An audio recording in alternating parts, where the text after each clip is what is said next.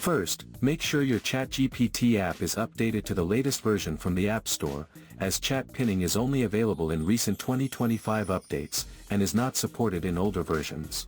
Then open the app. Next, tap the two-line menu icon in the top left corner. In your chat history, locate the conversation you want to pin, and then long press on that chat. A menu will pop up. Tap Pin Chat from the options. That's it. The chat will be pinned to the top of your chat list for quick access, with a pin icon displayed next to the conversation.